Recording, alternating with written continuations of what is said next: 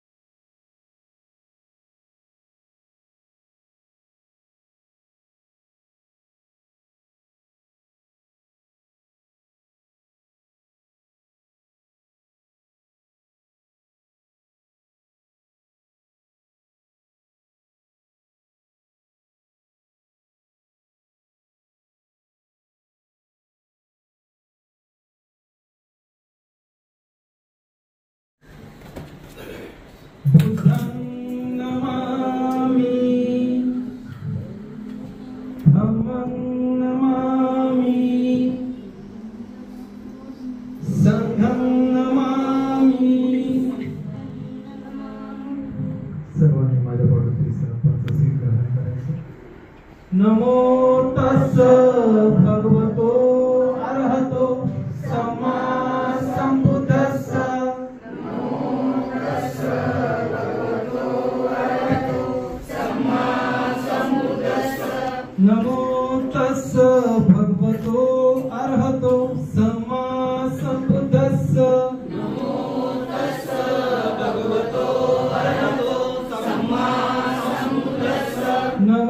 तस्स भगवतो अरहतो सम्मा संबुद्धस्स। नमो तस्स भगवतो अरहतो सम्मा संबुद्धस्स। बुद्धं शरणं गच्छामि बुद्धं शरणं गच्छामि धम्मं शरणं गच्छामि धम्मं शरणं गच्छामि संघं शरणं गच्छामि संघं शरणं गच्छामि द्वितीयंपि बुद्धं शरणं गच्छामि द्वितीयंपि बुद्धं शरणं गच्छामि द्वितीयंपि धम्मं शरणं गच्छामि द्वितीयंपि धम्मं शरणं गच्छामि द्वितीयंपि संघं शरणं गच्छामि द्वितीयंपि संघं शरणं गच्छामि तृतीयंपि बुद्धं शरणं गच्छामि तृतीयंपि बुद्धं शरणं गच्छामि तृतीयंपि धम्मं शरणं गच्छामि तृतीयंपि धम्मं शरणं गच्छामि तृतीयंपि संघं शरणं गच्छामि तृतीयंपि संघं शरणं गच्छामि पानातिपाता वेरमणि सिक्खापदं समादियामि पानातिपाता वेरमणि सिक्खापदं समादियामि अदिन्नदाना वेरमणि सिक्खापदं समादियामि अदिन्नदाना वेरमणि सिक्खापदं समादियामि कामेषु मिच्छाचारा वेरमणि सिक्खापदं समादियामि कामेषु मिच्छाचारा वेरमणि सिक्खापदं समादियामि मुसावादा वेरमणि सिक्खापदं समादियामि मुसावादा वेरमणि सिक्खापदं समादियामि सुरामेरय मज्जपमादठाना वेरमणि सिक्खापदं समादियामि सुरामेरय मज्जपमादठाना वेरमणि सिक्खापदं समादियामि साधु साधु साधु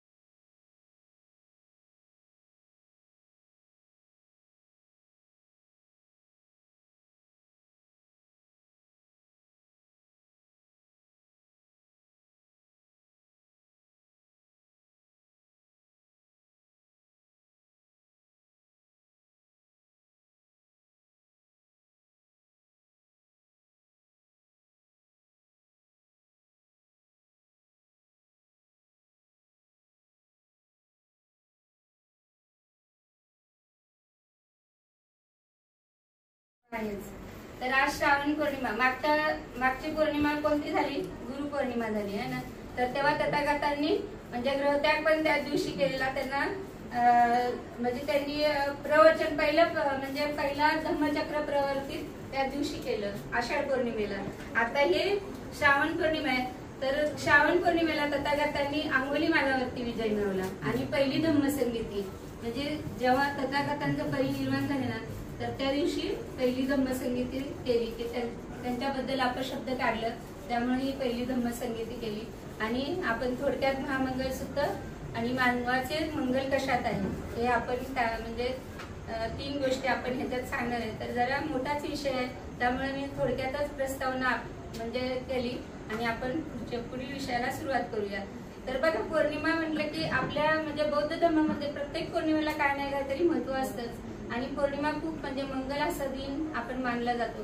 तर तुम्ही इतकं छान म्हणजे इथं स्वागत केलं आणि एवढी सगळी उपस्थिती बघून, एवढे सगळे मान्यवर बघून मला पण खूप म्हणजे भरून आला असं की म्हणजे माझं किती चांगलं इथं स्वागत केलं बाबा, मला पण खूप छान वाटलं. तर तथागत श्रावस्तीमध्ये जेतवन आनंदपिंडकाच्या जेतवनामध्ये राहत होते आणि अंगुलीमालाचा एक म्हणजे क्रूर डाकू तिथे राहत होता म्हणजे तो कसा झाला बाबा, अंगुलीमाल कसा झाला? तर अंगुलीमालाच्या आईचं नाव मंत्रायणी असतं आणि त्यांच्या वडिलाचं नाव गार्ग असतं आणि त्यांचं नाव अहिंसक असतं. तर अहिंसकाचा हिंसक कसा बनला ते मी तुम्हाला थोडक्यात सांगणार आहे. तर हा अंगुलीमाल आहे ना, तर तो म्हणजे खूप बुद्धिवान, शीलवान, विद्वान असतो तो. पण तो एवढा चांगला विद्वान असतो, पण तरी तो हिंसक का बरं झाला? तर त्याने पहिले कसे गुरु करायचे, तर त्याच्या गुरुचं नाव होतं शिलभद्र होतं. तर तो तिथे जायचा, तो खूप विद्वान होता, खूप बुद्धिवान होता. मग त्याच्या बरोबरचे जे शिष्य होतं त्यांना ते खटकायचं, म्हणजे तो असा एवढा शीलवान आहे, एवढा बुद्धिवान आहे, तर तो आपल्या पुढे जाईल म्हणून त्या गुरुला म्हणजे ते भडकवतात, त्याच्या विरोधात भडकवतात. मग ते गुरु शिलभद्र खूप त्यांचा तो खूप लाडका असतो, तो शिष्य म्हणजे अहिंसक, तो खूप लाडका असतो. मग त्याच्या विरोधात त्याला भडकवतात आणि ते गुरु आहे ना, त्याला म्हणतात की तू जर 1000 माणसाची हत्या करून त्याची करंगळी कापून जर त्याची माळा तू करून आणलीस आणि माझ्या गळ्यात जर घातली तर तू अमर होशील, त्याला सांगतात त्या अंगुलीमाला. तर अमर होशील म्हणून सांगतात. तर ह्याला पण खरंच वाटतं. मग एका पाठोपाठ एक हत्या करायला लागतो. तर सगळं म्हणजे जेवढे त्या श्रावस्तीवरून जेवढी लोक यायची तेवढ्यांची तो मारायचा, त्यांचा एक करंगळी कापायचा, ते गुंपायचं ह्याच्यात आणि त्याची हत्या करायचा आणि ती गळ्यात घालायचं. असं करून करून 999 माणसं मारली गेली. 999 माणसं मारली गेली. कोसलजितचा राजा प्रसेनजित, त्याला ही बातमी कळाली. मग तो पण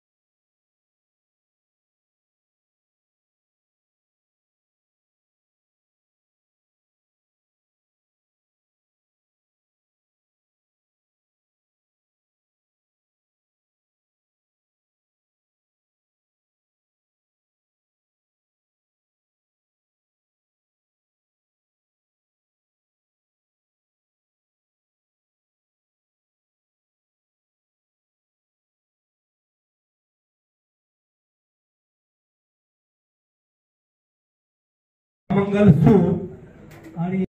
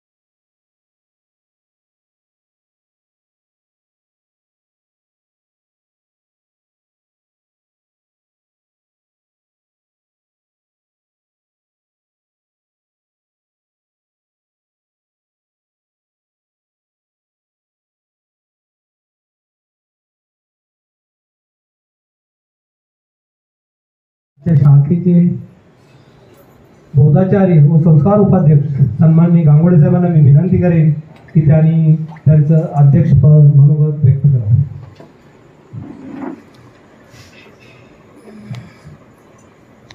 उपस्थित सर्वांना सफेद आज या ठिकाणी वर्षावास मालिका पुष्प साबळे उपस्थित असताना या आजच्या विषयावर नंतर गायकवाड यांनी अत्यंत सुंदर असं आपल्याला मार्गदर्शन केलं.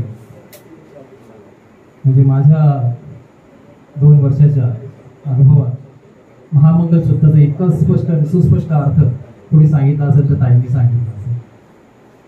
म्हणून आपण याचा सर्वांनी गर्भ समजून घ्यावा आणि त्याचं आचरण करावं एवढी मी आपल्याला विनंती करेन. तसंच आजचा आजची श्रावण पौर्णिमा आणि ताईंनी त्याविषयी पण आपल्याला सांगितलं. पण दुसरीकडे हा वेगळ्या पद्धतीने साजरा केला जातो. त्याला एक संस्कृती चालत आलेली आहे. त्या संस्कृतीचे आपण वाहक आहोत. मी तर म्हणतो बहुजन समाज हा त्या संस्कृतीचा वाहक आहे. कारण बाबासाहेब म्हणतात बुद्धांनी केलेली क्रांती त्यावर प्रतिक्रांती ही झालेली आणि हा प्रतिक्रांतीचा वाहक हा बहुजन समाज आहे. तर हे का होतंय?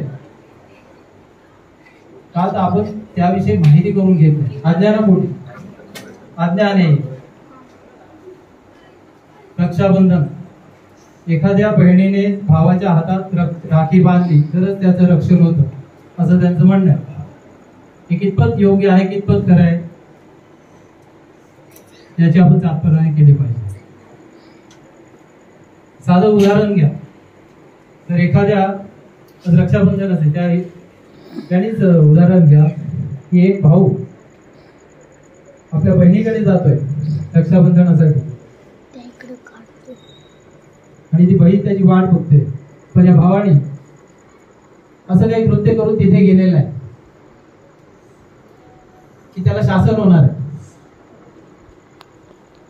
मग त्या रक्षा बांधणाऱ्या बहिणीला तिने ती रक्षा बांधली, त्याने त्याचं रक्षण होणार आहे का? मग जर त्याने असं कृत्य केलेलं आहे ज्याबद्दल त्याला शासन होऊ शकतं, तर त्या ठिकाणी ते त्याचं रक्षण करणार आहे का?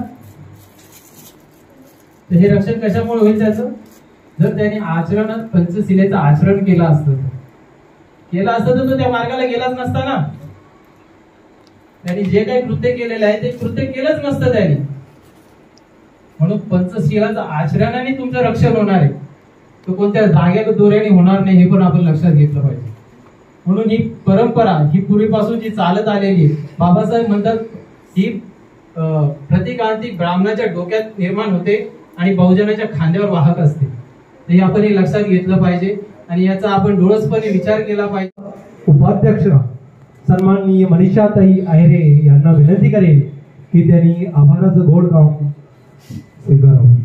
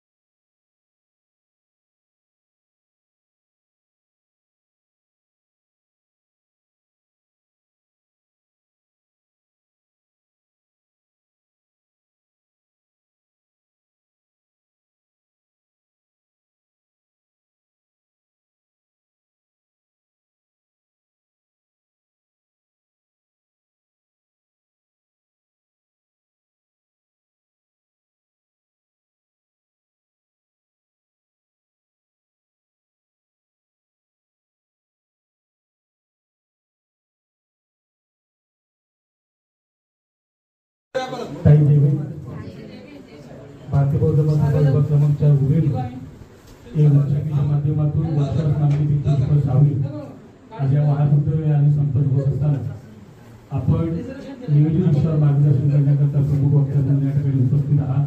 आपण नियोजित विषयावर सुंदर असं मार्गदर्शन केलंय. त्या नियोजित विषयाचं महत्त्व म्हणजे बौद्धांचे मंगल कशात आहे आणि महामंगल सूक्त, त्याचबरोबर श्रावण पौर्णिमा याविषयी बौद्ध जनांना आपण काय संदेश द्या? मानवाचं मंगल कशात म्हणजे परिवर्तित होत असतो, त्यासाठी माणसाने प्रयत्न करायला पाहिजे. आपण काळ्याच्या मनानेच चांगले मार्गदर्शन करावं दुसऱ्यांना आणि आपण पण ते आपल्यामध्ये ते उतरावं एवढंच मी सांगेन. आणि आपला बौद्ध धम्म हा अथांग समुद्रासारखा, त्याची खोली मोजता येणार नाही, लांबी मोजता येणार नाही, रुंदी मोजता येणार नाही.